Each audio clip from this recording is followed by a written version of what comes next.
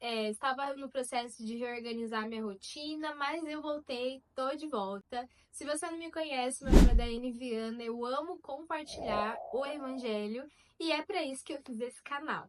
Bom, eu estou há alguns meses orando sobre retornar para o YouTube e eu estive em oração sobre o que eu deveria compartilhar aqui no canal.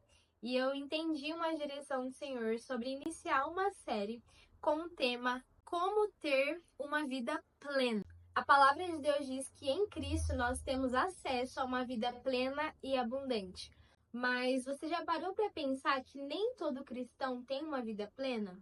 Nem toda pessoa que segue a Jesus Cristo tem uma vida abundante? Por que isso acontece? Bom, olhando nas escrituras, a gente entende que existem inúmeros fatores que interferem na maneira que a gente vive a nossa vida aqui na Terra. E existem pessoas que, apesar de serem salvas, elas não vivem a plenitude de tudo que Jesus já disponibilizou para a vida dela. Nessa série eu quero compartilhar sobre essas coisas com você. Eu quero te instigar a pensar se você tem vivido uma vida plena e quais são os pontos que você pode ajustar na sua vida para de fato viver tudo aquilo que Jesus tem para sua vida. E então é isso, seja bem-vindo ou bem-vinda a esse canal. Já peço para você se inscrever para fazer parte da nossa comunidade. Então bora lá pro papo de hoje. E hoje eu quero falar com você justamente sobre o início desse tema. O que é de fato ter uma vida plena? Você conhece alguma pessoa que é plena?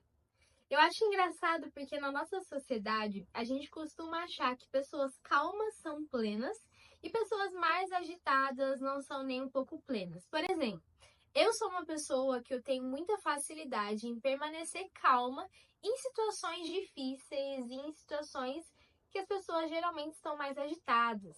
E geralmente quando isso acontece, uma ou outra pessoa sempre olha para mim e fala: "Nossa, mas você é plena, né?" Isso mostra que, de fato, a gente costuma achar que pessoas calmas são plenas e pessoas agitadas não são. Mas, biblicamente falando, esse não é o verdadeiro significado de plenitude. Ter ou não uma vida plena não tem a ver com a sua personalidade, não tem a ver com o seu temperamento, mas a plenitude de vida, ela está relacionada com aquilo que nós temos acesso em Cristo. Lá em Colossenses 1, nos versículos 19 e 20, diz que em Cristo habita toda a plenitude e que nele nós temos acesso a toda a plenitude. E em João 1,16 vai falar que é pela graça de Deus que nós temos acesso à plenitude que vem de Cristo. Lá em João 10, versículo 10, Jesus disse algo muito especial e ele falou: "Eu vim para que vocês tenham vida e a tenham plenamente." Em outras versões diz que vocês tenham vida em abundância. E o que significa ter uma vida em abundância? O que significa ter uma vida que é plena?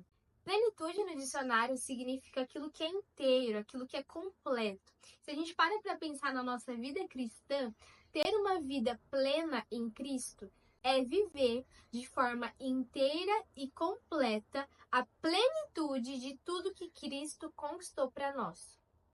É viver a liberdade que Cristo conquistou para nós. Uma pessoa que tem uma vida abundante, ela não é escrava dela mesma, ela não é escrava do pecado, ela não é escrava de uma mentalidade órfã, por exemplo, mas ela é livre para viver tudo que Deus tem para ela. E eu separei 4 pontos de 4 coisas que te impedem ou que podem também me impedir de viver uma vida plena em Cristo.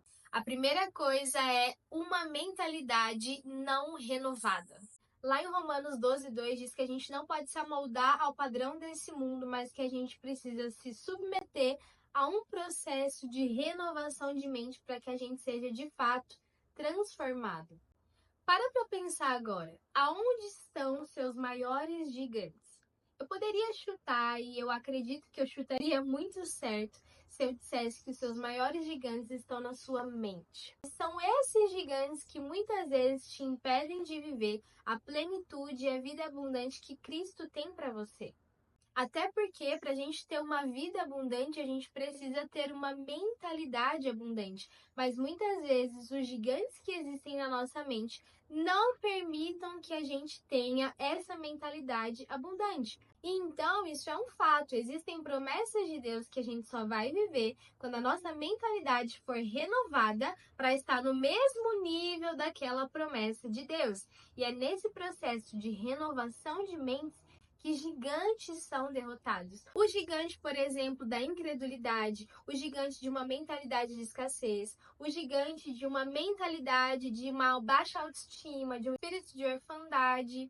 Então, pessoas que não se submetem a esse processo de permitir que o Senhor renove a sua mente, são pessoas que ainda não estão vivendo a plenitude de tudo que o Senhor tem para a vida delas. O segundo ponto é a falta da revelação da nossa identidade em Cristo.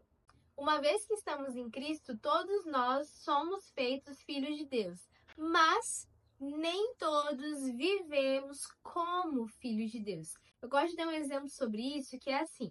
Vamos supor que existe um homem muito rico, esse homem morreu e ele deixa uma herança para uma pessoa da família. Então, a pessoa falece, chega alguém lá e fala, olha, aqui está o testamento, fulano morreu e agora é tudo seu. A casa, ele tinha uma casa, a casa que ele tinha é sua. Toma aqui o documento. Vamos supor que essa pessoa que recebeu aquela herança pegue aquele documento e arquive dentro de uma gaveta. A casa vai continuar sendo dele? Sim, a casa vai continuar sendo dele. Ele vai usufruir da casa? Não, ele não vai usufruir.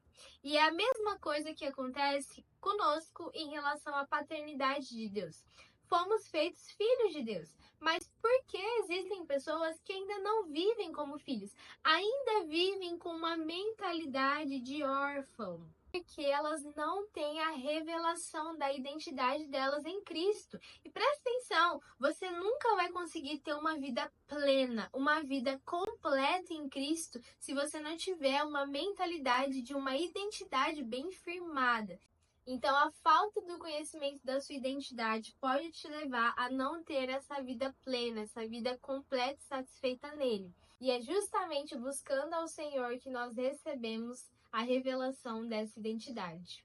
O terceiro ponto que pode nos impedir de ter uma vida plena é a presença do pecado.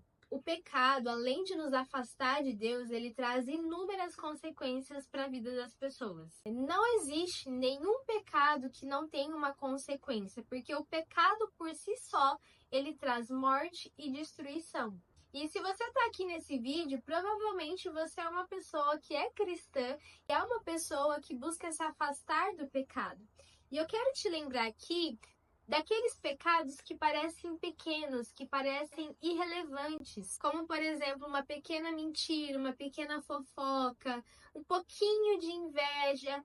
Essas coisas, elas podem contaminar o nosso coração e de fato nos impedir de ter uma vida plena. E o último ponto que com certeza pode nos impedir de ter uma vida plena e abundante de Deus é o temor de homens.